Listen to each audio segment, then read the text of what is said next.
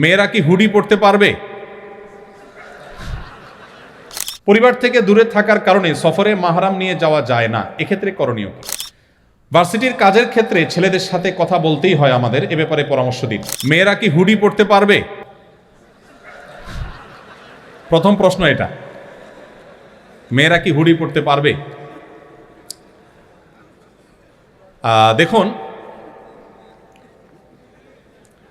আল্লাহ রাব্বুল আলামিন আমাদেরকে, পুরুষ এবং নারী সবাইকে, পৃথিবীতে আল্লাহর যত সৃষ্টি আছে এই সৃষ্টিগুলো ব্যবহারের ব্যাপক সুযোগ দিয়েছে।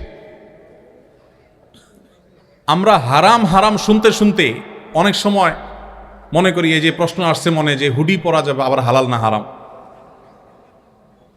আমরা অনেকে হয়তো জানি না, কোরআনে কারিমে আল্লাহ তাআলা হারামের তালিকা দিয়েছেন, হালালের কোনো তালিকা দেন নাই। হারামের তালিকা দিয়েছেন কেন? কারণ সিলেক্টিভ কয়েকটা আইটেম শুধু হারাম, আর বাকি সব হালাল।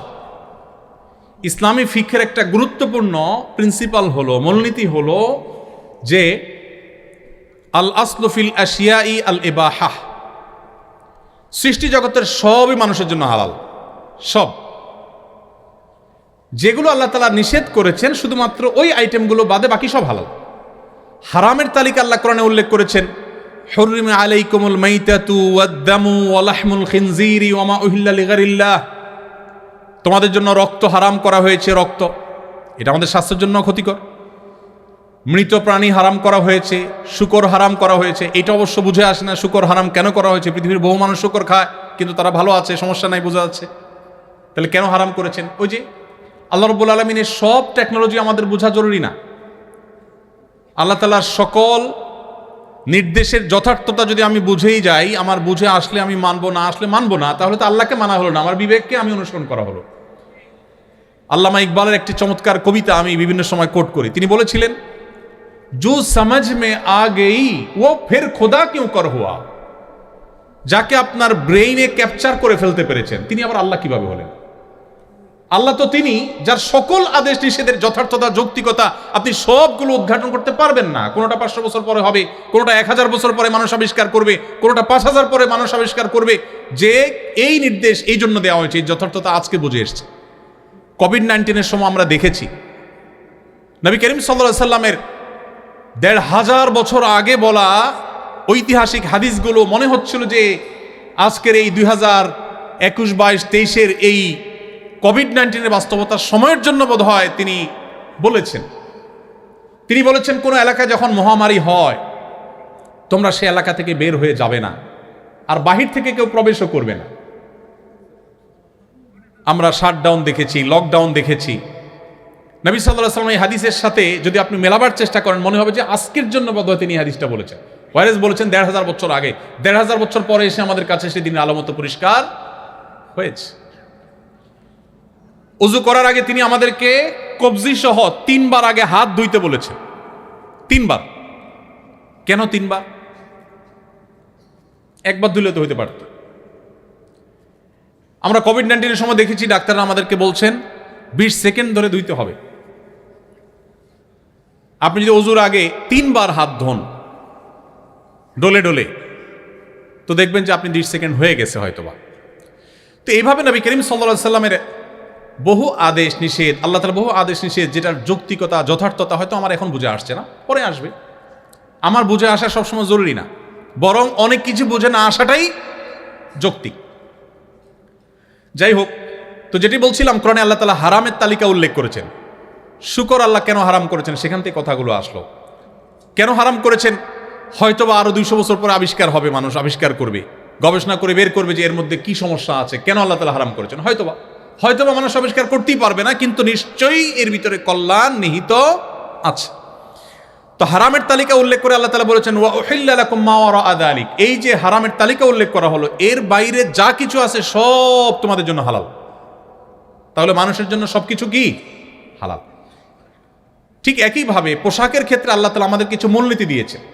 ছেলেরা পোশাকের ক্ষেত্রে টাকনুর নিচে পড়বে না, পায়ের গিরার নিচে তাদের পোশাক, উপরের দিক থেকে যাওয়া পোশাকগুলো যাবে না। মুজা বা যেগুলো থাকেই নিচে সেগুলো ভিন্ন, জামা, প্যান্ট, পাজামা, চাদর, এগুলো টাকনুর নিচে পুরুষরা পরবে না।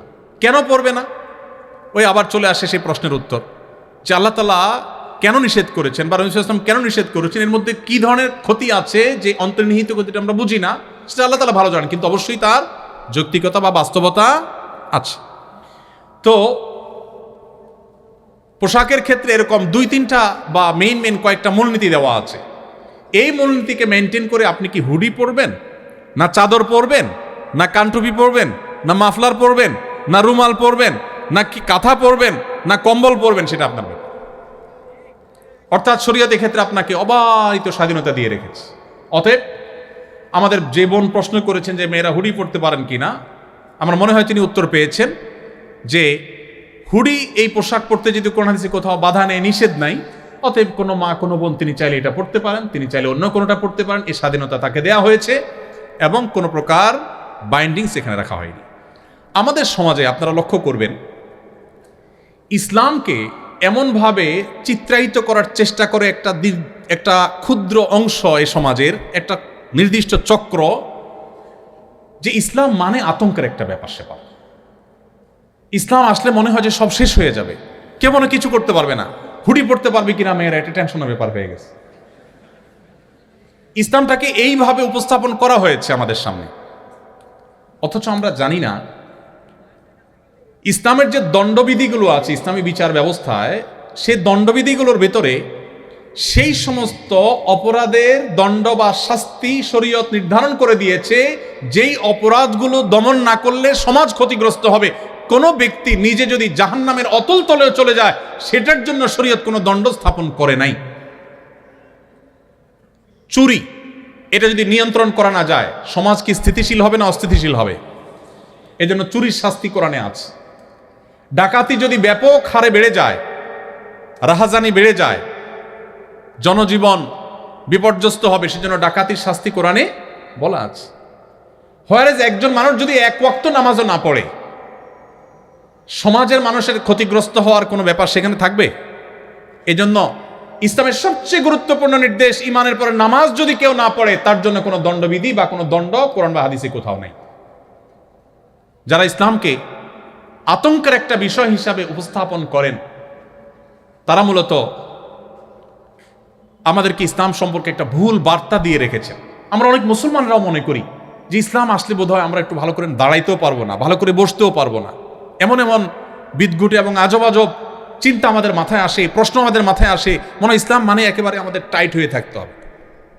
অথচ একজন মানুষ তিনি যদি নামাজ না পড়েন চরম শাস্তি তার জন্য আল্লাহ তাআলা দিবেন, কিন্তু দুনিয়াতে ইসলামী শরীয়তে কোনো দণ্ডবিধি রাখা হয় নাই, কারণ তার নামাজ না পড়ার কারণে তিনি ক্ষতিগ্রস্ত হবেন, সমাজে তার কোনো এফেক্ট হয়তো অন্যদের উপরে পড়বে না সরাসরি, সো তার জন্য কোনো দণ্ড নাই যে নামাজ না পড়লে এত বেত্রাঘাত করতে হবে, এতদিন জেল জরিমানা হবে, কোনো দণ্ডের কথা শরীয়ত বলে দেয় নাই। এভাবে বহু এক্সাম্পল আমি দিতে পারবো যেগুলো দিনের আলো মতো পরিষ্কার করে দিবে আপনার কাছে যে ইসলাম যে সমস্ত কঠোরতা অবলম্বন করেছে সেগুলো মানুষের সমাজের স্থিতিশীলতার প্রয়োজনে, মানুষকে অপরাধ থেকে বাঁচাবার প্রয়োজনে।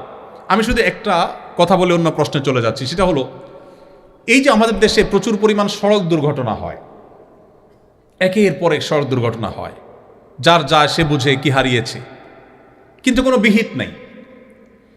ইসলামী শরিয়ার বিধান অনুযায়ী যদি কারোর ভুলেও কেউ মারা যায়, একজন ড্রাইভার তার ভুল ড্রাইভিংয়ে কেউ মারা গেছে, তাহলে সেক্ষেত্রে যে ব্যক্তি মারা যাবেন, নিহত হবেন, ওই ব্যক্তির পরিবারকে এই ব্যক্তি যার ভুলের কারণে মারা গেল সে 100 ওঁটের সমমূল্য পরিশোধ করতে হবে রক্তমূল্য স্বরূপ, অর্থদণ্ড।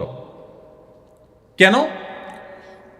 100 ওঁটের সমমূল্য যদি পরিশোধ করা হয়, একটা মানুষের জীবনের মূল্য 1 লক্ষ ওঁট দেওয়া হবে না, কিন্তু যাতে করে সবাই সতর্ক থাকে, কারোর যেন তেন ভুলের কারণে অন্য আরেকটা মানুষের জীবন বিপন্ন না হয় সেজন্য ইসলাম আমাদেরকে সতর্ক করেছে, সর্বোচ্চ মানুষের জীবনের নিরাপত্তা নিশ্চিত করবার উদ্যোগ নিয়েছে। আমি জানি না পৃথিবীর কোন দেশের আইনে কি আছে, কিন্তু আমাদের দেশের আইনে অন্তত এরকম অ্যাক্সিডেন্টে মারা গেলে যাদের আত্মীয় স্বজন মারা যায় তাদেরকে 5,000 10,000 টাকা করে অনেক সময় লাশ দাফন করার জন্য দেওয়া হয়। এটা হলো তাদের সাথে তামাশা করার নামান্তর। একটা পরিবারের উপার্জনক্ষম একদম ব্যক্তি বা যে কোনো একজন ব্যক্তি মারা যাওয়ার পর ওই পরিবার কতটা ক্ষতিগ্রস্ত হয় এটা একমাত্র তারাই জানে যারা সাফারার হয়। আমি নিজে সৌদি আরবে যখন ছিলাম প্রবাসে, এক বাংলাদেশি ভাই মসজিদের একজন মুয়াজ্জিন ছিলেন, বৃদ্ধ মানুষ, আমার সাথে ভালো পরিচয় ছিল। অনেকদিন পরে শুনতে পারলাম যে ভদ্রলোক রোড অ্যাক্সিডেন্টে মারা গেছেন। কি হয়েছে? উনি ফজরের সময় রাস্তা ক্রস করে আসছিলেন, মসজিদে আজান দিবেন, এর মধ্যে একটা প্রাইভেট গাড়ি এসে ওনাকে আঘাত করেছে, উনি স্পট ডেড মারা গেছেন। পরে আমরা খবর নিলাম যে লোকটার কি হয়েছে। সেখানে থাকাকালীন সময় আমার ডিউটির মধ্যে একটা কাজ ছিল, মাঝে মধ্যে আমাকে কোর্টে যেতে হতো। বাংলাদেশি কোনো আসামি থাকলে তাদের মধ্যে জাজদের দোভাষী হিসাবে কাজ করার জন্য মাঝে মধ্যে আমাদের ডাক পড়তে যেতে হতো। তো এই ভদ্রলোকের বিষয়টা আমি মনিটর করলাম এবং জানলাম যে ওই যে ইসলাম শরিয়ার নির্দেশ অনুযায়ী 100 ওটের মূল্য দিতে হবে। 100 ওটের মূল্য হিসেব করলে কত কোটি টাকা হবে আল্লাহ জানে, আমি এক্সাক্ট হিসাব বের করতে পারবো, তবে বিপুল পরিমাণ অর্থ।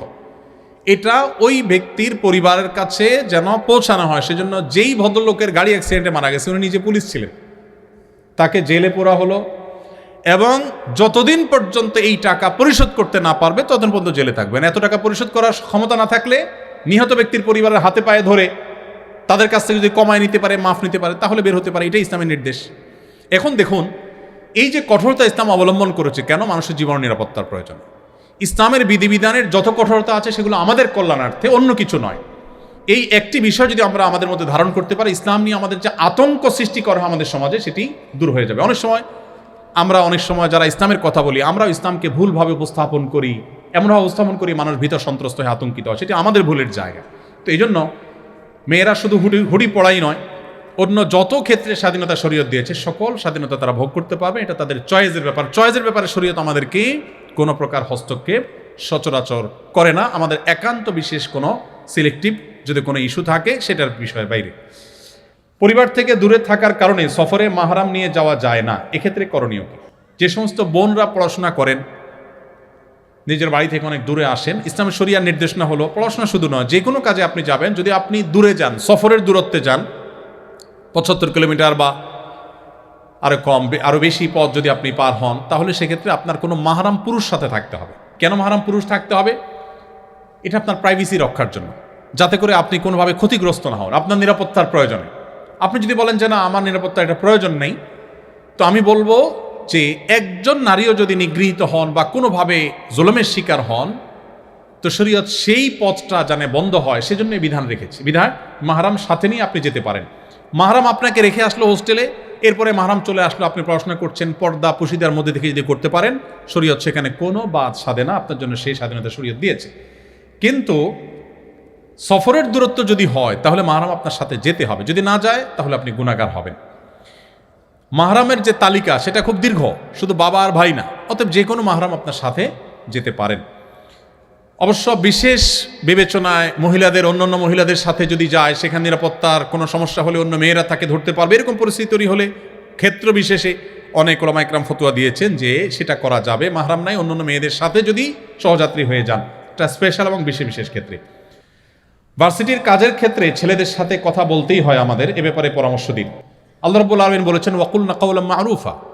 মেয়েরা যদি কোনো প্রয়োজনে ছেলেদের সাথে কথা বলতে হয়, সেই কথাটা হবে স্বাভাবিক এবং প্রয়োজনীয় কথা, অপ্রয়োজনীয় কথা না। ইনবক্সে গিয়ে হাই, কি খাইলা, কি করো, এসব ফাও আলাপ করতে শরীয়ত নিষেধ করে। কারণ এই ফাও আলাপগুলো আমাদেরকে অনেক খারাপ পথে নিয়ে যায়।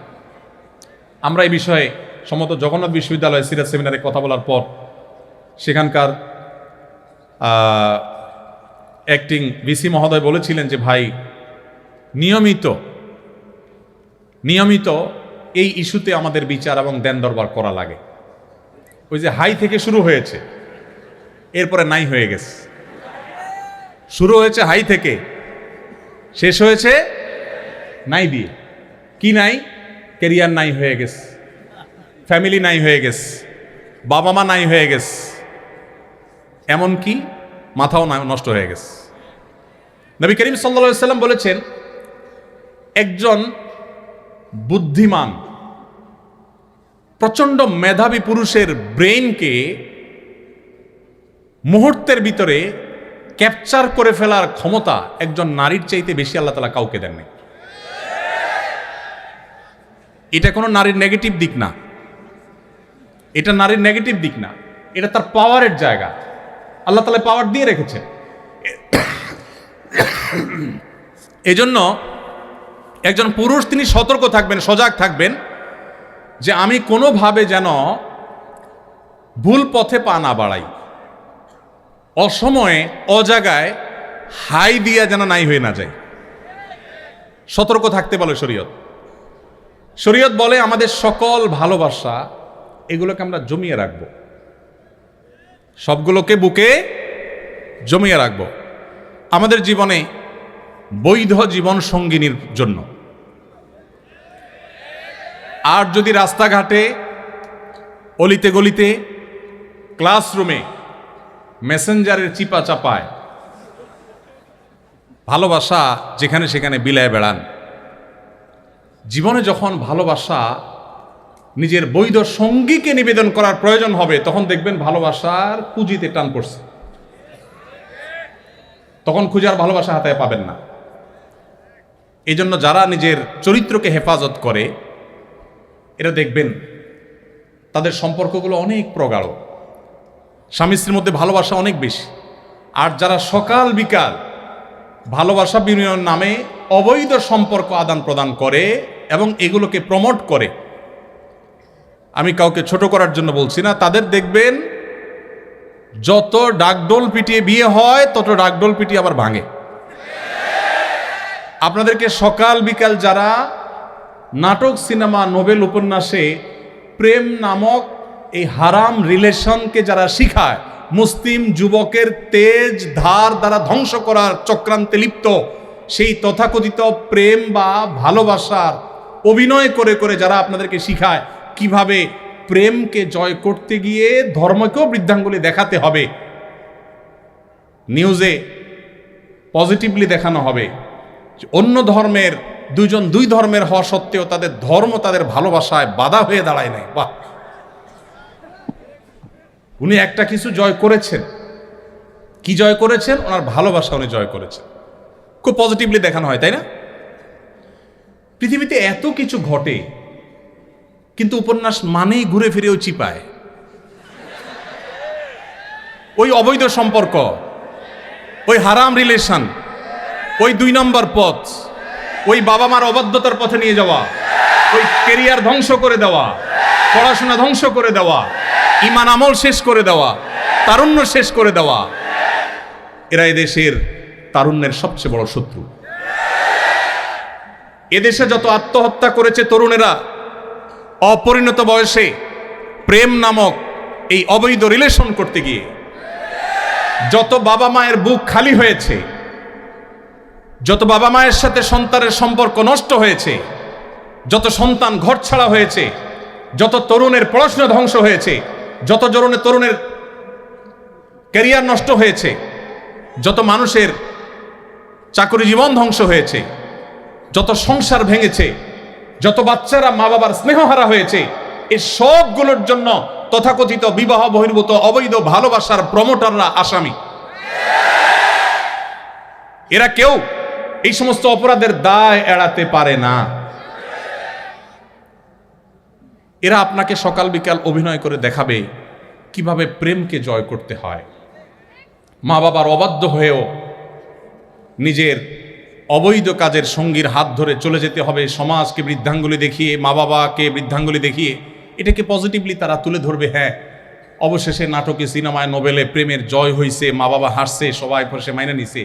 এসব যারা সারাদিন দেখায় আপনাদেরকে, মানে প্রেমের যারা প্রশিক্ষক, আপনাদের এই 2 নম্বর কাজের যারা প্রশিক্ষক, এই প্রশিক্ষক বেচারাদের দুরবস্থা হলো, দেখবেন তাদের এক একজনের জীবনে 5টা, 7টা, 9টা, 10টা বিয়ে হয়েছে। যত আওয়াজ করে বিয়ে হয় তত আওয়াজ করে ভাঙে। এরা নিজেরাই তো ব্যর্থ। এরা আপনাদেরকে কি প্রেম শিখাবে? প্রেম শিখবেন মসজিদের ইমাম সাহেবের কাছে, প্রেম শিখবেন মাদ্রাসার হুজুরের কাছে। বউ ছাড়া বেচারা কিচ্ছু বুঝে না, নিজের ভালোবাসা সব উজাড় করে দিয়েছে তার বৈধ সঙ্গীর জন্য। আকাম কুকাম করে অজায়গায় কুজায়গায় ভালোবাসা বিলায় না। পশ্চিমাদের মোরালিটি শেষ হয়ে গেছে। আমি একটা কথা জোরালোভাবে বলি, জ্ঞানে বিজ্ঞানে, তথ্য প্রযুক্তিতে, অবকাঠামোতে, অন্য অনেক বিষয়ে পশ্চিমারা যদি আমাদের চাইতে 200 বছর এগিয়ে থাকে, পরিবার ব্যবস্থাপনায় আমরা তাদের চাইতে 500 বছর এগিয়ে আছি। আপনারা তাদের কাছ থেকে জ্ঞান বিজ্ঞান নেন, আমার আপত্তি নেই। আপনারা তাদের কাছ থেকে অন্যান্য ভালো দিকগুলো নেন, আমার আপত্তি নেই। কিন্তু তাদের বস্তা পচা সস্তা বিবাহ বহির্ভূত রিলেশনের এই বিষ বাষ্প যদি আপনার সমাজে আমদানি করেন, তো মনে রাখবেন, আজ জাপান, কোরিয়া, ইটালি, যে দেশগুলোর নাম বলছি, এর বাইরে উন্নত অনেকগুলো দেশের কথা আমি নিজে জানি। নিজ চোখে তাদের সেই দুঃসহ চিত্র দেখার দুর্ভাগ্য আমার হয়েছে। আপনি গুগল করলে, আপনি একটু অনলাইনে সার্চ করলে দেখতে পাবেন, তাদের মধ্যে জেনারেশনের যে গ্যাপ তৈরি হয়েছে, তাদের মানুষ জন্মের হার কমতে কমতে এমন পর্যায়ে চলে গেছে যে রীতিমতো প্রণোদনা দেওয়া হয়। আপনারা সবাই জানেন, ওপেন সিক্রেট, সারা বিশ্বে উন্নত দেশগুলোতে বিয়ে করেছেন, একটা সন্তান হয়েছে, সরকার এত টাকা ভাতা দিবে, 2টা হয়েছে আরো বেশি, 3টা হয়েছে আরো বেশি। যারা একসময় জন্ম নিয়ন্ত্রণ করার জন্য সকাল বিকাল আমাদেরকে সবক শিখাইতো, তারা এখন জন্মের হার বাড়াবার জন্য টাকা পয়সা দিয়েও বাড়াতে পারছে না। আমার দেশের ভার্সিটির স্টুডেন্টরা, মেধাবী ছেলেরা এম্বাসিগুলোতে দাঁড়ালেই পটাপট ভিসা দিয়ে দিচ্ছে, হোয়ারেজ আপনার আমার মতো অনেক মানুষ দাঁড়ালে ভিসা দিচ্ছে না, রিজেক্ট করে দিচ্ছে। কেন ভিসা দিচ্ছে? কারণ ওদের তো মানুষ নাই, ওদের মানুষ দরকার, দেশ চালানোর জন্য মানুষ নাই। তাদের বিবাহ বহির্ভূত সম্পর্ক, হারাম রিলেশন, আল্লাহর যে সিস্টেম, সেটাকে পরিবর্তন করার প্রবণতা এবং টেন্ডেন্সি তাদেরকে এমন একটা জায়গায় নিয়ে দাঁড় করিয়ে দিয়েছে যে তাদের দেশে এখন মানুষ নাই। মানুষের জন্মের হার কমতে কমতে এমন পর্যায়ে চলে গেছে, একটা দেশ চালাবার জন্য যে মানুষগুলো দরকার সেগুলো পর্যন্ত বাহির থেকে হায়ার করে আনতে হয়। তারা রিফিউজিদেরকে ওয়েলকাম করে। সেটা যতটা না মানবিক কারণে, তার চাইতে বেশি হলো তাদের দেশে যে জনবলের সংকট আছে সেটিকে সমাধান করবার জন্য। মুসলমানের সন্তান, সেই সংস্কৃতি যদি আপনি আপনার দেশে আমদানি করেন, আপনার জীবনে আমদানি করেন, আপনার সমাজ শেষ হয়ে যাবে, পরিবার ধ্বংস হয়ে যাবে। ডক্টর খন্দকার আব্দুল্লাহ জাহাঙ্গীর রহমাল্লাহর একটি চমৎকার কথা আছে। স্যার বলতেন, ইসলামী দণ্ডবিধিতে সবচেয়ে করুণ, সবচেয়ে কঠিন শাস্তির কথা বলা হয়েছে কোনো বিবাহিত দম্পতি তারা যদি পরস্পরের মধ্যে হারাম রিলেশনের মধ্যে জড়িয়ে যায়, জেনা করে, সবচেয়ে কঠিন এবং নির্মম শাস্তির কথা বলা হয়েছে। But why? কেন এই নির্মম শাস্তির কথা বলা হয়েছে? দুজন মানুষ, তারা দুইজনে সম্মত হয়ে একটা অপরাধে লিপ্ত হয়েছে, আল্লাহ তাদের শাস্তি দিবেন, ভালো কথা। দুনিয়াতে এত নির্মম শাস্তি কেন? তারা তো কারোর কোনো ক্ষতি করে নাই, সমাজের কোনো ক্ষতি করে নাই। স্যার বলেছেন, তারা সমাজের সবচেয়ে বড় ক্ষতিটা করেছে কি? এই টেন্ডেন্সি যদি ডেভেলপ হয় একটা সমাজে, কি হতে পারে? মানব সভ্যতা হারিয়ে যেতে পারে ওই সমাজ থেকে বা পৃথিবী থেকে। মানুষের মধ্যে সন্তান জন্ম দেওয়ার যে স্বাভাবিক টেন্ডেন্সি, এটা যদি একবার চলে যায়, এটা নতুন করে সৃষ্টি করা কঠিন। পশ্চিমাদের চাইতে কেউ এই সকরুণ পরিস্থিতি ভালো করে উপলব্ধি করতে পারছে না আজ। যারা উন্নত দেশগুলোতে গিয়েছেন, সেখানে পড়াশোনা করেছেন, স্যাররা অনেকে গিয়েছেন নিশ্চয়ই, তারা ভালো করে বলতে পারবেন। এই জন্য মুসলিম তরুণ ভাই আমার, আল্লাহর ওয়াস্তে এই অবৈধ সম্পর্ক করে নিজেকে ইউ মনে করেন না। যারা এই অবৈধ সম্পর্কে লিপ্ত হন, আপনি সবচেয়ে সেকেলে, আপনি সবচাইতে আনস্মার্ট, সবচেয়ে স্মার্ট, সবচেয়ে বুদ্ধিমান তরুণ সে, বুদ্ধিমান তরুণী সে, যা তার সমস্ত আবেগ অনুভূতিগুলোকে বৈধ রিলেশনের জন্য জমিয়ে রাখে, অপেক্ষা করে। এত ভালোবাসাবাসি আপনাদের, এরপরে ঘরে ঘরে কেন বিবাহ বিচ্ছেদ এত বাড়ছে? আপনি পত্রিকার পাতা খোলেন, যেই হারে বিবাহ নিবন্ধন হয়, ওই হারে বরং কোনো কোনো ক্ষেত্রে তার চাইতে বেশি তালাকের নিবন্ধন হচ্ছে, ডিভোর্সের নিবন্ধন হচ্ছে। কেন রে ভাই? আমি এই কথাটা বিভিন্ন জায়গায় বলার চেষ্টা করি। আপনাদের যুগে বা আমাদের যুগে এখন ভালোবাসা বিনিময়ের যত রাস্তা আছে, ফেসবুকে লিখে পাঠাতে পারছেন কি আই লাভ ইউ স্ত্রীকে, আমি বৈধ ক্ষেত্রে বলছি, আবার উনিও আপনাকে বলছেন টু। আপনি চাইলে ইমোতে করতে পারছেন, ফোন কলে বলতে পারছেন, মেসেজ পাঠাতে পারছেন, কত কাহিনী করতে পারছেন। সকালে নাস্তা করাচ্ছেন, বিকালে চাইনিজ খাওয়াচ্ছেন, ফুচকা খাওয়াচ্ছেন, চটপটি খাওয়াচ্ছেন, ভালোবাসা দিচ্ছেন, 3 পিস জামা একটা পরে 5টা দিচ্ছেন, বাট ভালোবাসা থাকছে না, সব মেড ইন চায়না হয়ে গেছে। আর আগের যারা ছিলেন আমাদের মুরব্বীরা, এখানে 2-1 জন মুরব্বী দেখা যাচ্ছে, এই মুরব্বীদের ভালোবাসাগুলো এক একটা সব মেড ইন জাপান, এত স্ট্রং। দেখবেন চাচাকে যদি যায় বলেন, চাচা, চাচির ব্যাপার আমার ডাউট হয়, কার সাথে যেন কথা বলে, দেখবেন কানের নিচে সর্বশক্তি সঞ্চয় করে একটা চড় মেরে দিবে যে বেয়াদব, তুই কল্পনা করলি কিভাবে। কারণ চাচার ওই যে সারা জীবনের বৈধ ভালোবাসা সব জমিয়ে রাখছে, সব দিচ্ছে, দুজনের মধ্যে কোনো খাত ছিল না, ভালোবাসাটা পুরানি খাত। আর আপনারা, আমরা যারা এ যুগের তরুণরা রাস্তাঘাটে যেখানে সেখানে ভালোবাসা বিলাচ্ছেন, মনে করেন আপনি ভালোবাসার মেশিনে পরিণত হয়েছেন। আপনি ভালোবাসার সবচেয়ে বড় ভিখারি এবং সবচেয়ে বড় অভাবী। আপনার জীবনে প্রেম বলতে আসলে কিচ্ছু নাই, যা আছে সব ভোগের জন্য প্রতারণা এবং প্রবঞ্চনা। আল্লাহর নবীর আনিত এই দ্বীন এবং শরিয়াকে যদি মেনটেন করেন আপনার ব্যক্তিগত জীবনে, আপনার চরিত্র যদি হেফাজত করেন, নবী সাল্লাল্লাহু আলাইহি ওয়াসাল্লাম বলেছেন, মাইয়াহফাজনি মা বাইনা লিহইয়াইহি ওয়া মা বাইনা রিজলাইহি আদমাল্লাহুল জান্নাহ। যে মানুষ, যে যুবক, যে তরুণ, যে মুসলমান নিজের 2 চোয়ালের মধ্যবর্তী অঙ্গ অর্থাৎ তার মুখকে এবং তার 2 পায়ের মধ্যবর্তী অঙ্গ অর্থাৎ তার সম্ভ্রমকে রক্ষা করতে পারবে, এগুলো সে হারাম পথে ব্যবহার করবে না, এই দায়িত্ব এবং গ্যারান্টি যে যুবক যুবতী, যে মানুষ নিবে, নবী সাল্লাল্লাহু আলাইহি ওয়াসাল্লাম বলেছেন, কিয়ামতের দিন আল্লাহর কাছ থেকে জান্নাত পাইয়ে দেওয়ার দায়িত্ব আমি নিলাম। চ্যালেঞ্জ গ্রহণ করা যাবে ইনশাআল্লাহ। আল্লাহ আমাদেরকে তৌফিক দান করুন। পশ্চিমাদের ভালো জিনিসগুলো নেবেন, এই সমস্ত ফালতু জিনিস নেবেন না। আল্লাহ আপনাদের আমাদের সবাইকে হেফাজত রাখার তৌফিক দান করুন। মাঝে মাঝে কোনো ইবাদতে মন বসে না, নামাজ কোরআনে মনোযোগ আসে না, তখন কি করা উচিত? মনোযোগ না আসার অনেক কারণ, এর ভিতরে সবচেয়ে বড় কারণ হলো আমাদের সোশ্যাল মিডিয়ার আসক্তি।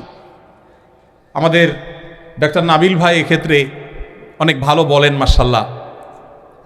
আমি তো টিপিক্যাল হুজুর মানুষ, আমি হুজুরি ওয়াজ করব, আপনাদের সাদামাটা কথা বলবো। উনি সায়েন্সের ছাত্র, তিনি সায়েন্স দিয়ে সুন্দর করে বোঝান। ওনাকে বিভিন্ন সময় ফোন টোন করি আমি, কখনো ফোনে পাওয়ার কোনো পথ নাই। উনি দিনে একটা সময় মোবাইল খোলেন, ওই এক সময় সব কিছু দেখেন বা ধরেন। সেদিন ঢাকা মেডিকেল কলেজে সিরাজ সেমিনারে স্বাধীনতা পদকপ্রাপ্ত ডাক্তার কিডনির কি যেন স্যারের নাম, কামরুল ইসলাম স্যার সম্ভবত, ওনার সাথে একই সেমিনারে ছিলাম। তো উনি বলছেন স্টুডেন্টদেরকে যে, দেখো আমার কোনো স্মার্টফোন নাই বাবারা, আমি একটা বাটন ফোন চালাই। তোমাদের কি মনে হয় যে এখনকার জ্ঞানে বিজ্ঞানে তোমাদের চাইতে আমি খুব বেশি পিছিয়ে আছি? তো আমাদের ইবাদতে মনোযোগ না থাকার অন্যতম কারণ হলো এ আসক্তি। আমি বিভিন্ন সময় বলি, আজও আপনাদেরকে বলছি, আমার এই ফোনে ফেসবুক বা ইউটিউবের অ্যাপ নাই, অথচ আপনারা অনেকে আমাকে ফেসবুক হুজুর হিসাবে জানেন, আপনারা অনেকে আমাকে ইউটিউব হুজুর হিসাবে জানেন, কিন্তু আমার মোবাইলে ফেসবুক বা ইউটিউবের অ্যাপ নাই। কখনো বিশেষ প্রয়োজন হলে, ইমার্জেন্সি লাগলে ডাউনলোড করে কাজ সেরে সাথে সাথে আবার আনইনস্টল করে ফেলি। আমি ইনস্টল করে সাথে সাথে আবার আনইনস্টল করে ফেলি। তো ইবাদতে মনোযোগ নষ্ট হওয়ার জন্য সবচেয়ে বেশি দায় এইটার। এর পাশাপাশি আমাদের গুনাহগুলো আমাদের মনোযোগ নষ্ট করে দেয়। সেজন্য তাকওয়া এবং গুনাহমুক্ত পরিবেশ আমাদের জন্য খুব বেশি গুরুত্বপূর্ণ। আমি ইতিকাফে বসার নিয়ত বা মানত করেছিলাম, কিন্তু যদি না মানি তাহলে কোনো ক্ষতি হবে কিনা? ইতিকাফে বসার যদি মানত করেন যে আল্লাহ এই কাজটা হলে আমি ইতিকাফ করব, তাহলে ইতিকাফটাকে করতে হবে যদি সেই কাজটা হয়ে যায়।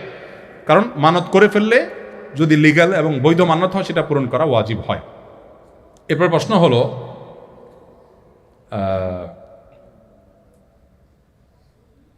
আমাদের বংশের অনেকে সুদ খায়, ওনারা যখন দাওয়াত দেয় খুব দরকার পড়ে, তখন তাদের সাহায্য নেওয়া যাবে কিনা? যদি কেউ সুদের কারবারে জড়িত হয় আপনার বংশের, সেক্ষেত্রে অ্যাজ এ মানুষ বা অ্যাজ এ মুসলমান তার সাথে আপনার কোঅপারেশন করতে, সহযোগিতা করতে আল্লাহ তাআলা বাধা দেন না। তবে তার হারাম উপার্জন আপনি ভোগ করবেন না, সে ব্যাপারে আপনি সতর্ক থাকবেন। অন্য উপার্জন থেকে পারলে আপনি বেনিফিটেড হতে পারেন, বাকি তার সাথে আপনার কোঅপারেশন বা অন্য সাধারণ সহযোগিতা থাকতেই পারে। এরপরের প্রশ্ন হলো, আমার কাকির উপর হঠাৎ করে জিনে আসর করে, আর আমাদের পরিবারের সবাই সুন্দরভাবে আপ্যায়ন করে, পরিবারের সবাই যার যার প্রবলেমের জন্য পরামর্শ চায়, আমার কাকিও সবাইকে পরামর্শ দেন, পানি পড়া দেন। ইসলামের দৃষ্টিতে এগুলো বৈধ কিনা পরামর্শ চাচ্ছে। জিনে ধরা রোগী বেশিরভাগ ক্ষেত্রে রোগী ধরার পরে ওই রোগী নিজে ডাক্তার হয়ে যায়। এটা গ্রামাঞ্চলে খুব বেশি প্রচলিত আছে। দেখুন, লম্বা কথা বলার সুযোগ নেই, অনেক রাত হয়েছে, শুধু এটুকু বলি, আপনারা সায়েন্সের মানুষ সবাই, জিনের অস্তিত্বকে বিজ্ঞান আমি যতটুকু জানি যে স্বীকার করে না। শুধু এই একটি বিষয় যদি আপনি নির্মোহভাবে নিরপেক্ষভাবে সত্যানুসন্ধানের দৃষ্টিতে আপনি যদি জিনের অস্তিত্ব আঁচ করতে চেষ্টা করেন, আপনার ইমানদার হওয়ার জন্য একটা জিনিসই যথেষ্ট, আর কিছু লাগবে না, যে জিনের অস্তিত্ব আছে না নেই। যে সমস্ত মানুষের উপরে জিনের প্রভাব পড়ে এবং নানাভাবে তারা এফেক্টেড হয়, সে মানুষগুলোকে খুব কাছে থেকে যদি দেখার সুযোগ, আমার জীবনে বহুবার দেখার সুযোগ হয়েছে, আপনার ইমানের মিটার তরতর করে বেড়ে যাবে। কিভাবে কোরআনে কারিমের তেলাওয়াত তাদের ট্রিটমেন্টের কাজ করে, জাস্ট গুলি যেরকম কাজ করে এরকম কিভাবে কাজ করে, আপনি দেখার পর আপনার ইমান বেড়ে যাবে ইনশাআল্লাহ। কিন্তু এখানে অন্য একটা কাহিনী হলো, মানসিক রোগীকে জিনের রোগী বানায়া ব্যবসা করার একটা প্রবণতা, টেন্ডেন্সি আছে। সাধারণ রোগীকে জিনের রোগী বানানো, সুস্থ মানুষকে জিনের রোগী বানানোর টেন্ডেন্সিও আছে। এই কবিরাজের ব্যবসা করা মানুষজন যারা আছে, তাদের কাছে যদি আপনার 50 বছর আগে মারা যাওয়া দাদার সম্পর্কে জিজ্ঞাসা করেন যে ওনাকে একটু দেখেন তো, তারা অনেক সময় গায়েবীভাবে দেখে এর জিনে ধরছে কিনা, জাদু করছে কিনা, তো বলবে যে হায় হায় শেষ করে ফেলছে, আর কিছুদিন হলে সে মারা যাবে, পরে সে 50 বছর আগে মারা গেছে। তো এরকম বাটপারি চিটারের কারণে আমরা অনেকে বিষয়টাকে গুলিয়ে ফেলেছি। জিনে মানুষকে ক্ষতিগ্রস্ত করতে পারে, প্রভাব সৃষ্টি হয়, এটা অস্বীকার করবার কোনো উপায় নেই। যে কোনো এক মেডিকেল কলেজের একজন প্রিন্সিপাল, স্বনামধন্য ব্যক্তি, তিনি আমার অফিসে এসেছিলেন এই ইস্যুতে, লম্বা চড়া কথা হয়েছে, তিনি তার এক্সপিরিয়েন্সের কথা জানালেন, আমার ইমান আরও বেড়ে গেল। আমি সেদিকে আর যাচ্ছি না, শুধু এটুকু বলি যে আমরা অনেকেই এ বিষয়ে এখনও ধোঁয়াশার মধ্যে আছি। কোরআনে কারিমে সূরা জিনে আল্লাহ তাআলা বিস্তারিত উল্লেখ করেছেন, জিন আমাদের দ্বারা ছোঁয়ার বাইরে, আমরা স্পর্শ করতে পারি না, দেখতে পাই না, কিন্তু আল্লাহর সৃষ্টি আছে। সায়েন্স বিজ্ঞান হয়তো 100 বছর পরে স্বীকার করবে, 200 বছর পরে হয়তো আবিষ্কার করবে, হয়তো করবে না, কিন্তু আল্লাহ যা বলেছেন সেটি শুধুমাত্র সত্য নয়, বরং আপনি অনুভব করতে পারেন এমন সত্য, শুধু একটু চোখ কান খুললেই হবে। বাট এই যে যেমনে সেমনে জিনের ট্রিটমেন্ট করা, এগুলা শরিয়া সিদ্ধ কোনো পদ্ধতি নয়। কোরআনে কারিমের আয়াত পড়ে, আপনার চাচি কি পড়েন কি করেন আমি জানি না, সেজন্য আমি এখানে জাজমেন্টাল কমেন্টে গেলাম না। তবে অনেকে জিনে ধরা রোগী জিন থেকে বিভিন্ন পলিসি নিয়ে সেগুলো অ্যাপ্লাই করে ট্রিটমেন্ট করেন। জিন থেকে এভাবে সরাসরি সহযোগিতা নিয়ে ট্রিটমেন্ট করা শরীয়তে জায়েজ নাই। জায়েজ হবে কোরআন আয়াত পড়ে আপনি ফু দিবেন, ট্রিটমেন্ট করবেন, রুকিয়া শারঈয়া যেটাকে বলা হয়, এটা আপনি করতে পারেন। এ সম্পর্কে ডিটেল আপনি অনেক বই পুস্তক আছে, পড়লে পাবেন। ছোটবেলায় চুরি করেছি, মানুষের নানাভাবে ক্ষতি করেছি, এখন এইগুলোকে আর পাই, এখন ওই মানুষ আর পাই না, এখন তার জন্য তওবা করেছি, যাদের হক নষ্ট করেছি তাদের জন্য কি করব। এটা খুব ডেঞ্জারাস একটা বিষয়, যে ছোটবেলায় কারোর হক নষ্ট করেছেন বা বড় হওয়ার পর নষ্ট করেছেন, এরপর তারা খুঁজে পাচ্ছেন না, কি করবেন? তার পক্ষ থেকে যে পরিমাণ ক্ষয়ক্ষতি হয়েছে, তারা যদি পাওয়ার কোনো স্কোপ না থাকে, তার পক্ষ থেকে কোনো গরিবকে দান করে দিবেন, ইনশাআল্লাহ আপনি দায়মুক্ত হবেন। তবে যদি কারোর সম্মানহানি করেন, ফিজিক্যালি কাউকে অ্যাটাক করে থাকেন, আপনারা ছাত্র মানুষ, রক্ত গরম থাকে, জেনজি প্রজন্মের মানুষ, রিক্সাওয়ালার সাথে চুন থেকে নুন করছে, দিছেন কষায় একটা, মাস্তানি করে বসলেন, বেচারা অপরাধটা ছিল 100 ওজনের, আপনার শাস্তি হয়েছে 200 ওজনের। কিয়ামতের দিন এই লোক দাঁড়ায় যাবে আল্লাহর কাছে, আপনাকে আসামি হিসাবে দাঁড় করানো হবে, আপনার বিচার হবে। দুনিয়াতে এই লোককে আপনি আর হয়তো কোনোদিন খুঁজে পাবেন না, এটা খুব ডেঞ্জারাস। এই জন্য নবী সাল্লাল্লাহু আলাইহি ওয়াসাল্লাম বলেছেন, তোমাদেরকে কি আমি বলে দিব না সবচেয়ে বড় ভিখারিকে? সাহাবীরা বলছেন, ভিখারি তো আমরা মনে করি যার টাকা পয়সা নাই।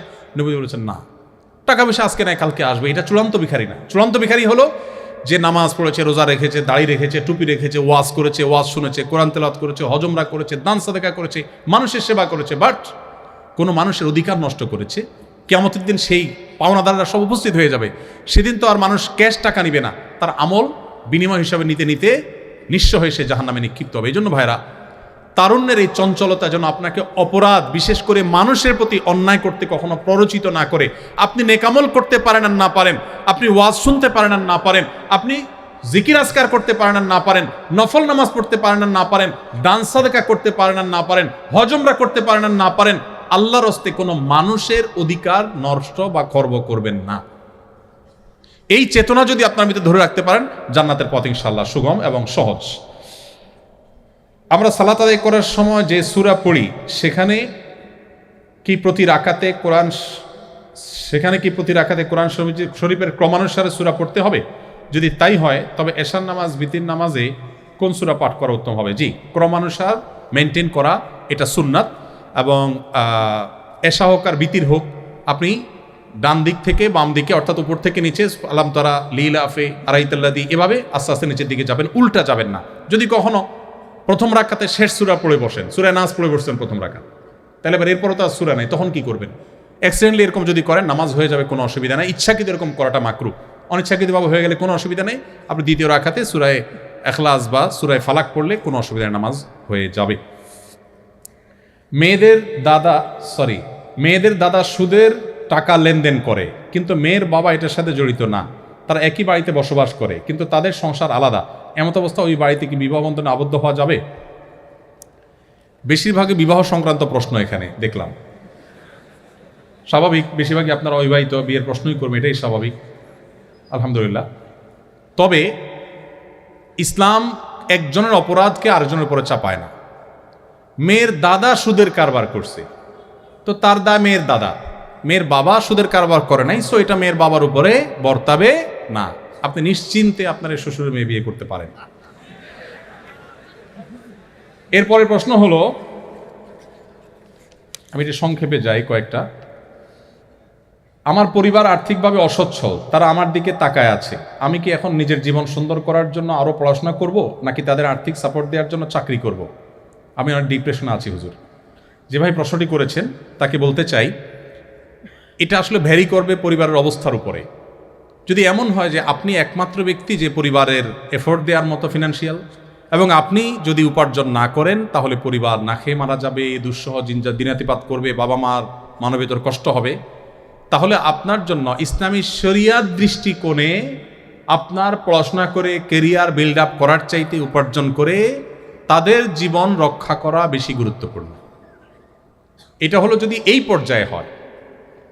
যদি ব্যাপারটা এরকম হয় যে না, তারা মোটামুটি জীবন ধারণ করতে পারছে, আমি বরং পড়াশোনা করলে তাদেরই আরও ভালো করে জীবনযাপন করার সুযোগ আসবে, তাহলে আপনি পড়াশোনা কন্টিনিউ করাটাই বেশি গুরুত্বপূর্ণ হবে। এটা ভ্যারি করবে।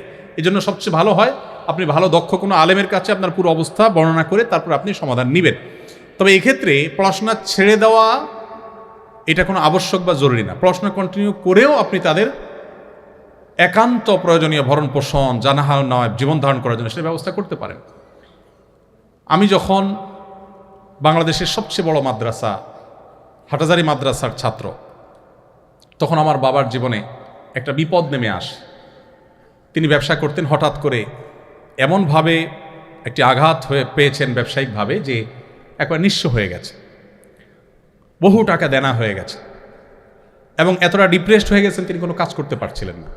আমি তখন ছোট মানুষ ছিলাম, অনেক বেশি বুঝতাম যে তা না, আল্লাহ তাআলা কমন সেন্স দিয়েছেন, সেটা দিয়ে আমি চিন্তা করলাম সবাই হাটহাজারী মাদ্রাসা ভর্তি হওয়ার জন্য স্ট্রাগল করে, বড় মাদ্রাসা ভর্তি হওয়ার জন্য চেষ্টা করে, আমি অলরেডি সেখানে অ্যাডমিট আছি, ভর্তি আছি। আমি তখন সিদ্ধান্ত চেঞ্জ করে সেই মাদ্রাসা ছেড়ে যশোরের একটা মফস্বলের মাদ্রাসায়, অর্থাৎ জেলা পর্যায়ে একটা মাদ্রাসা দরনেমাসায় গিয়ে ভর্তি হলাম, যেটা সাধারণত কেউ করবে না, সেটা করলাম। অর্থাৎ ঢাকা ইউনিভার্সিটি ছেড়ে জেলা পর্যায়ের কোনো একটা কলেজে যা ভর্তি হলাম, এরকম একটা পর্যায়ে ভর্তি হয়ে যশোর যুব প্রশিক্ষণ কেন্দ্র এখনো আছে, সেখানে আমি ইমামতির দায়িত্ব নিলাম। 600 টাকা মাসে বেতন আমার। এই টাকা প্রতি মাসে বাবার হাতে তুলে দিতাম। একটা বাইসাইকেল সেখানকার একজন সিনিয়র ইনস্ট্রাক্টর ছিলেন জামালপুরের, তিনি আমাকে কিনে দিলেন মাদ্রাসা আসা যাওয়ার জন্য। ওখানে 5 ওয়াক্ত ইমামতি করি, মানুষকে কোরআন শরীফ পড়াই, এবং এর মধ্য দিয়ে আমি আমার পড়াশোনা চালাই। আবার মাঝে বাবার সংসার চলার জন্য মাসে 600 টাকা দিই। আমার মনে পড়ে 4 বছর আমি ইমামতি করেছি, এই 4 বছরে 48 মাসে কখনো 600 থেকে 6 টাকা আমি কেটে রাখি নাই। 600 টাকার সম্পূর্ণটুকু বাবার সংসারে দিয়েছি। এই 600 টাকা পরিপূর্ণ বাবার হাতে তুলে দিয়ে বাবাকে হেল্প করার চেষ্টা করেছি। আমার 600 টাকা তার হয়তো একটু উপকার হইলেও হবে, সেই জায়গা থেকে আমি চেষ্টা করেছি। আমি নিজে কখনো শখ করে কোনো কিছুই করি নাই, 6 টাকাও কখনো রাখিনি। নিজের একান্ত কিছু প্রয়োজন হলে সেটা বাবার কাছে আলাদা চেয়ে নিয়েছি, ভিন্ন বিষয়। এভাবে করে আমি আমার 4-4টি বছর কাটিয়েছি, এবং কয়েক কিলোমিটার বাইসাইকেল চালিয়ে প্রতিদিন ক্লাস করা, ক্লাস পরবর্তী কোচিং টাইপ যে মাদ্রাসায় তাকরার হয়ে থাকে সেটা করা, সব করতাম। ইমামতি 5 ওয়াক্ত করা, কোরআন শরীফ পড়ানো, সব একসাথে অ্যাট এ টাইম কন্টিনিউ করতাম। আলহামদুলিল্লাহ, এই সকল চাপ নেওয়া সত্ত্বেও সারা দেশে মাদ্রাসা শিক্ষা বোর্ডের অধীনে 10 stand, 3rd stand, 2nd stand এবং ফার্স্ট, এই সবগুলোর গৌরব এক একটা ক্লাসে আল্লাহ তাআলা আমাকে অর্জন করার তৌফিক দিয়েছেন। আমি গর্ব করছি না, শুকরিয়া আদায় করছি। আপনাদের সাথে শেয়ার করার উদ্দেশ্য হলো, চাইলেই আমরা একটু টিউশনি করে, একটু কষ্ট করে, একটু পরিশ্রম করে আমাদের পরিবারের পাশে আমরা দাঁড়াতে পারি। শুধুমাত্র অহেতুক সময় নষ্ট করে সিরিয়াসনেস যদি আনতে পারি, পড়াশোনা চালানোর পাশাপাশি আমরা চাইলে অনেক কিছু করা সম্ভব। আজকাল আমাদের তরুণদের মধ্যে এই প্রচেষ্টাটার প্রচণ্ড ঘাটতি দেখা যায়, তারা এই চেষ্টা করতে রাজি না। আপনি যদি চেষ্টা করেন, আমার মনে হয় আপনার সমন্বয় করা কঠিন হবে না। প্রায় 6 মাস যাবৎ বিয়ের জন্য মেয়ে খুঁজছি। যে মেয়েকেই পছন্দ হয় তার খোঁজ নিয়ে জানা যায় তার অতীতে কোনো ছেলের সাথে রিলেশন ছিল এবং বেহায়াপনায় লিপ্ত ছিল। এসব মেয়েদের বিয়ে করার বিধান কি? এসব শোনার পরিবার থেকে এসব মেয়েদের কোনো মেনে নিতে চাচ্ছেন না। দেখুন, যদি কেউ কারোর জীবনে ভুল পথে থাকেন এবং তিনি সেখান থেকে ফিরে আসেন, ছেলে হোক মেয়ে হোক, যে কারোর জীবনে এরকম বিপদগামিতার পথে যাওয়ার রেকর্ড থাকতে পারে, তিনি যদি ফিরে আসেন, মন থেকে যদি তিনি ফিরে আসেন, ইসলামী শরিয়ার দৃষ্টিকোণ থেকে তাকে বিবাহ করতে কোনো বাধা নেই, তিনি যদি নিজেকে পরিবর্তন করেন। কারণ আত্তাইবু মিনাজ যামবি কামাল্লা যামবাল্লা, নবী সাল্লাল্লাহু আলাইহি ওয়াসাল্লাম বলেছেন, কেউ অপরাধ করার পর যদি ফিরে আসেন আর তিনি যাবেন না, অনুতপ্ত হয়ে নিজেকে ভৎসনা করেন, তাহলে তার অপরাধ যেন নাই হয়ে যায়, আল্লাহ তাআলা মাফ করে দেন। সো সেটাকে আপনি ক্ষমা করে আপনি যদি তাকে বিবাহ করেন, তাহলে সেটা আপনার জন্য হালাল। কোনোভাবে তার পেছনের সেই অপরাধ কর্মকে তুলে খুঁচিয়ে খুঁচিয়ে তাকে কষ্ট দেওয়া, এটা আপনার জন্য উচিত হবে না। বিবাহের আগে হারাম সম্পর্ক ছিল কিনা অনেকে খুঁটিয়ে খুঁটিয়ে এগুলো জিজ্ঞাসা করেন। ইসলামের নির্দেশনা হলো যে কোনো অপরাধ করার পর সেটা বলে বেড়ানো বা প্রকাশ করাটা আরেকটা অপরাধ। এটাকে প্রকাশ করার ভিতরে কোনো ব্যাটাগিরি নেই। আল্লাহর কাছে বলে চোখের পানি ফেলে মাপ চাইতে হয়, মানুষের কাছে এটা বলার ভিতরে কোনো কল্যাণ নেই। তবে এর মানে এই না যে আরেকজনকে প্রতারিত করার কথা বলা হচ্ছে। যদি হয়ে যায়, অনুতপ্ত হয়ে মাপ চাইতে হবে এবং এদেরকে বিবাহ করা শরীয়তে নাজায়েজ নয়। তবে হ্যাঁ, আপনি যদি মনে করেন যে আমি পবিত্র মানুষকে জীবনসঙ্গী হিসেবে ধারণ করবো, সেটা অবশ্যই আপনার গুড চয়েস, সেটা আপনার ভালো রুচির ব্যাপার, সেটা আপনি করতে পারেন। কিন্তু এরকম মানুষকে বিবাহ করতে শরীয়ত দৃষ্টিকোণে কোনো নিষেধাজ্ঞা নেই। প্লিজ আমার প্রশ্নটা নেবেন দয়া করে। আমার সাথে একজনের সম্পর্ক ছিল 7 বছর, সে বিয়ে করে, সব সম্পর্কের প্রশ্ন দেখা যাচ্ছে। 7 বছর সে বিয়ে করে নিয়েছে আমাকে না জানায়। আমার সাথে তার তেমন কোনো ঘনিষ্ঠ সম্পর্ক ছিল না। আমি মাফ চাইছি, তাও নিজে আমার বারবার তার কথা মনে আসে। আমি মুভ অন করতে পারছি না কোনোভাবেই, পড়াশোনাও হচ্ছে না আমি আমার লাইফ ঠিক করব কিভাবে? মেন্টালি সিক হয়ে যাচ্ছি। যারা এরকম অনেকেই প্রশ্ন করেন, যদি এরকম কারোর ছ্যাঁকা খাওয়ার রেকর্ড থাকে, তাদেরকে আমি বিনয়ের সাথে বলবো, যাকে আপনি ভুলতে পারছেন না, আপনার এই সরলতা দেখে আমার করুণা হয়, আমার মায়া হয়। কেন করুণা হয়, কেন মায়া হয়? কারণ যে আপনাকে ছাড়া আরেকজনের সাথে বিবাহ করে সুন্দর জীবন যাপন করছে, আপনি তাকে ভুলতে পারা উচিত। কারণ আপনার যাকে প্রয়োজন হয় নাই, এটা জানার পর আপনার বোঝা উচিত যে আপনি ভুল জায়গায় ছিলেন। এখন সে যদি একটা বিয়ে করে সুখী থাকে, আপনি ছেলে হয়ে থাকলে আপনার সামর্থ্য থাকলে 4টা বিয়ে একসাথে করা উচিত, যাতে তার কাছে প্রমাণ করা যায় যে তুমি যদি আমার ছাড়া সুখী থাকতে পারো, তোমার চাইতে আমি বেশি সুখী আরো। এটা হলো বেটাগিরি। আর আদা বেটাগিরি হলো আপনি যেটা বললেন, আপনার মন খারাপ, আপনি কান্নাকাটি করছেন। কেন আপনি কান্নাকাটি করবেন? আপনার কিসে দুর্বলতা আছে? আপনার তো দুর্বলতা নেই, কেন কান্নাকাটি করবেন? হারাম সম্পর্ক থেকে আল্লাহ তাআলা উদ্ধার করেছেন, সামহাও যেভাবে হোক দুজনের পথ দুইটা হয়ে গেছে, আল্লাহর কাছে শুকর আদায় করেন এবং শুদ্ধতার পথে ফিরে আসেন। আর এগুলো যৌবনের ভ্রম, একটা সময় খুব খারাপ লাগে, এগুলো দেখবেন একসময় নিজেরই হাসি পাবে, যখন ছেলে মেয়ে হয়ে যাবে বড়, তখন দেখবেন আরে কত পাগলামি ছাগলামি জীবনে করেছি। আমরা সবাই জানি যে এই বিশ্ব জগতের মালিক আল্লাহ, তিনি চাইলে সবকিছু করতে পারেন, এমনকি বলে দিয়েছেন কিয়ামতের দিন আমাদের হিসাব নেবেন। তাহলে আমার প্রশ্ন হলো, যদি আল্লাহর বিষয়ে সবকিছু জানি এবং সত্যি প্রকৃতভাবে আল্লাহকে বিশ্বাস করি, তাহলে তার আদেশ অমান্য কেন করি? আমার মনে হয় যদি সত্যি আমি আল্লাহকে বিশ্বাস করতাম, তাহলে আমি কখনোই তার আদেশ অমান্য করতাম না। সুতরাং এখানে আমার ঈমান প্রশ্নবিদ্ধ হচ্ছে। আর যদি বিশ্বাস করার পর অমান্য করি, তাহলে আমার আর ইবলিস শয়তানের মধ্যে পার্থক্য খুঁজে পাচ্ছি না। এই প্রশ্ন যিনি করেছেন, আমি তাকে বলতে চাই বিষয়টাকে এত সহজে কনক্লুশনে নিয়ে আসার কোনো সুযোগ নেই। কেন? আমরা বিশ্বাস করি যে আমি যদি রাষ্ট্রের কোনো আইন অমান্য করি তাহলে আমাকে শাস্তি পেতে হবে। এটা জানার পরও আমরা কি আইন অমান্য করি না করি না? আমাদের এই আইন অমান্য করাটা কি এইটা প্রমাণ করে যে আমি আসলে রাষ্ট্রের আইন বলে কিছু আছে যে এটাকে বিশ্বাস করি না? ব্যাপারটা কি তাই? ঠিক একইভাবে যদি কেউ আল্লাহর প্রতি বিশ্বাস রাখা সত্ত্বেও তিনি অপরাধে গুনাহে লিপ্ত হন, আল্লাহর অবাধ্য হন, তার মানে হলো আল্লাহর প্রতি বিশ্বাসে তার উইক আছে, দুর্বল আছে, এটা তিনি বেঈমান হয় না। এর ফলে পৃথিবীতে একটা সম্প্রদায় আছে যারা মনে করে কোনো মানুষ যদি মুসলমান হওয়ার পর কোনো অপরাধে লিপ্ত হয় সে ইসলাম থেকে খারিজ হয়ে যায়। এটা তাদের সেই চরমপন্থী যারা, তাদের বিশ্বাস বা আকিদা। এটা আহলে সুন্নাত জামাআহ বা সত্যপন্থীদের, কোরআন সুন্নাহর অনুসারীদের আকিদা নয়। আমরা বিশ্বাস করি কোনো মুসলমান তিনি নিজে আল্লাহর প্রতি বিশ্বাস থাকা সত্ত্বেও যদি অপরাধ কর্মে লিপ্ত হন তাহলে তার মুসলমানিত্বটা দুর্বল, তার বিশ্বাসটা উইক, জাস্ট এইটুকু। এই লোকটা ইসলাম থেকে খারিজ হওয়া এত সহজ নয়। মানুষকে ইসলাম থেকে খারিজ করার আগে বহুবার ভাবতে হবে। আমাদের ছেলেদের উপর একটা মেয়ের দায়িত্ব, তাই মেয়েদের চাকরি করাটা উচিত না, এতে পর্দা সঠিকভাবে পালন করা হয় না। কিন্তু পরিবারের দায়িত্ব যদি মেয়ের উপরে থাকে তখন মেয়ে কি করবে? ছেলেদেরকে আল্লাহ তাআলা দায়িত্ব রেখে দিয়েছেন যে ছেলেরা উপায় উপার্জন করে কামাই করে সংসার চালাবে। পশ্চিমাদের লাইফস্টাইল অবশ্য ভিন্ন। তাদের সিস্টেম হলো ছেলে মেয়ে দুইটাই চাকরি করবে, বাসা ভাড়া দুইজনে হাফ হাফ শেয়ার করবে, রান্না বাড়া বাজার সদার সব হাফ হাফ শেয়ার করবে। তাদের এই আইডিয়া তারা এক্সপেরিমেন্ট করেছে, প্রতিষ্ঠিত আছে, কিন্তু তারা সুখী নেই, সংসারগুলোর অবস্থা ভয়াবহ। আমরা যারা এদিকে আছি তারা আলহামদুলিল্লাহ সেই তুলনায়, অর্থাৎ এই অঞ্চলের শুধু মুসলমানরা, এই অঞ্চলের হিন্দু মুসলমানরা সবাই ওই দিক থেকে তাদের চাইতে আলহামদুলিল্লাহ ভালো অবস্থানে আছে। তো এই ক্ষেত্রে আমি বলবো ছেলে উপার্জন করবে। কোনো মেয়ে যদি এরকম পরিস্থিতিতে পড়ে যে তার সংসার চালাবার জন্য তিনি ছাড়া আর কেউ নাই, শরীয়ত তাকে ঘরে বসে না খেয়ে মরে যেতে বলে না। তিনি অবশ্যই শরিয়া স্বীকৃত পদ্ধতিতে তিনি ব্যবসা করতে পারেন। তিনি চাইলে পর্দার মধ্যে থেকে যদি চাকরি করার মতো কোনো স্কোপ থাকে সেটা করতে পারেন। আসুন্নাহ ফাউন্ডেশন থেকে আমরা এই ধরনের বোনদের জন্য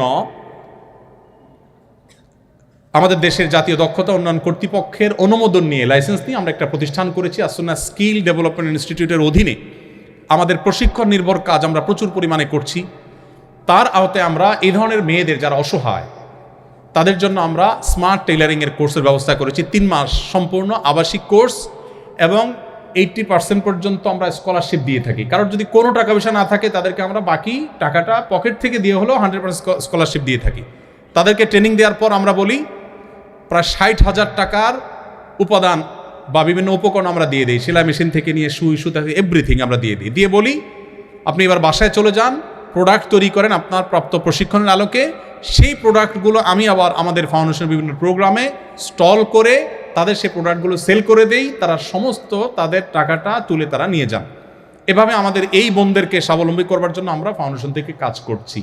আপনারা পড়াশোনার শেষে বা আপনাদের ছাত্র জীবনে আপনারাও ইনশাআল্লাহ এ ধরনের বোনদের, অসহায় বোনদের জন্য যদি আপনারা উদ্যোগী হন, তাহলে আমাদের একটি বোনও তাদের সামান্য 2টি পয়সার জন্য তাদের চরিত্র, তাদের সম্ভ্রম, তাদের ইজ্জত, তাদের পর্দাকে কোথাও ভুলণ্ঠিত হতে দিতে হবে না ইনশাআল্লাহ। তো আমি আশা করব আপনারা মানবতার সেবায় সেখানে কাজ করবেন এবং ভূমিকা রাখবেন। রাত অনেক হয়েছে, অনেক প্রশ্ন আমার কাছে আছে। শেষ একটা প্রশ্ন, এটা গুরুত্বপূর্ণ খুব বেশি মনে হচ্ছে, যদি আমি শেষ করছি ইনশাআল্লাহ। এবং বাকি যে প্রশ্নগুলো আছে, ওয়াজ মাহফিলের একটা স্টাইল আছে, সেটা হলো বক্তা কথাবার্তা বলে বলে ভাই অনেক কথা বলার ছিল, বলতে পারলাম না, আগামী বছর দাওয়াত পাইলে ইনশাআল্লাহ আমি চেষ্টা করব। তো আমি সেই স্টাইলে মাননীয় উপাচার্য মহোদয় এবং অন্যান্য আমার বড় ভাই এবং পিতৃতুল্য শিক্ষকবৃন্দকে বলতে চাই, আবারও আপনারা দাওয়াত দিলে ইনশাআল্লাহ বাকি প্রশ্নের উত্তর দেবো ইনশাআল্লাহ। তবে আজকে শেষ প্রশ্নের উত্তর দিচ্ছি, কোনো মুসলমানের সন্তান র্যাগ ডে পালন করতে পারবে কি না? এই অপসংস্কৃতি থেকে যুব সমাজকে মুক্ত করতে করণীয় কি?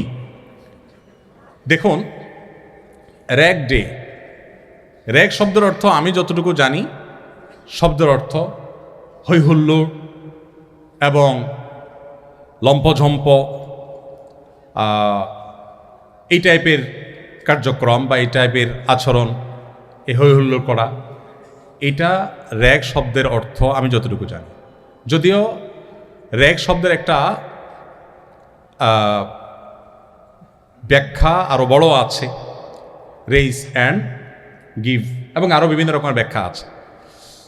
আফ্রিকাতে যতটুকু জানি শুরু হয়েছে, পশ্চিমা পৃথিবীর একটা রূপ ছিল যে স্টুডেন্টরা একটা দিন ফান্ড রাইজ করে তারা কোনো একটা দাতব্য প্রতিষ্ঠানকে দেয় বা কোনো একটা সেবামূলক কাজের উদ্যোগ নেয়, এটুকু পর্যন্ত প্রশংসনীয় ছিল। আমাদের দেশে র্যাগ ডের যে রূপ সেটি আমরা সবাই জানি। এখানে উল্টো হয়, র্যাগ ডে উপলক্ষে যে চাঁদা ধরা হয় সেটা অনেক অসহায়, অনেক দুস্থ, অনেক গরিব ফ্যামিলির স্টুডেন্টদেরকেও বহন করতে বাধ্য করা হয়। র্যাগ ডে উপলক্ষে সাদা পোশাক আশাক পরে সেখানে যা তা লিখে, সেখানে নোংরা অশ্লীল কথাবার্তা লিখে তাদের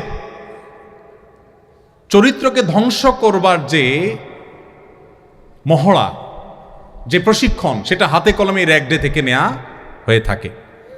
ঠিক একইভাবে ছেলে মেয়েদের অবাধ মেলামেশার মধ্য দিয়ে উচ্ছৃঙ্খলতার সূচনা হয় এখান থেকে। আমরা যে মাদকের বিরুদ্ধে আজ কথা বলছি, এই মাদকের দিকেও মানুষ এই উচ্ছৃঙ্খল লাইফস্টাইল থেকে একটা পর্যায়ে চলে যায়। বিজাতীয় এই সংস্কৃতি যেটি ব্যভিচারকে প্রমোট করে, যেটি অশ্লীলতাকে প্রমোট করে, নোংরা রুচিকে প্রকাশ করে, উচ্ছৃঙ্খলতাকে উস্কে দেয়, সেটি কোনো সভ্য সমাজের কালচার হতে পারে না। ইসলামী শরিয়ার দৃষ্টিকোণ থেকে কোনো মুসলমানের জন্য এই ধরনের আনুষ্ঠানিকতার সাথে ইনভলভ হওয়া জায়েজ নয়। যদি বলেন যে এ থেকে মুক্তির উপায় কি, মুক্তির উপায় হলো কাঁধে কাঁধ মিলিয়ে এ সকল বিজাতীয় অপসংস্কৃতিকে ঝেঁটিয়ে বিদায় করার জন্য সংকল্পবদ্ধ হওয়া। যদি সবাই ঐক্যবদ্ধভাবে চেষ্টা করেন তাহলে সেক্ষেত্রে অপসংস্কৃতি মুক্ত শিক্ষাঙ্গন গড়ে তোলা এটা সময়ের ব্যাপার। এটার জন্য ঐক্যবদ্ধ থাকা গুরুত্বপূর্ণ, এটার জন্য আমাদের ইমানি চেতনায় শানিত থাকাটা গুরুত্বপূর্ণ, এটার জন্য সিরাতের আলোয় আলোকিত থাকাটা গুরুত্বপূর্ণ।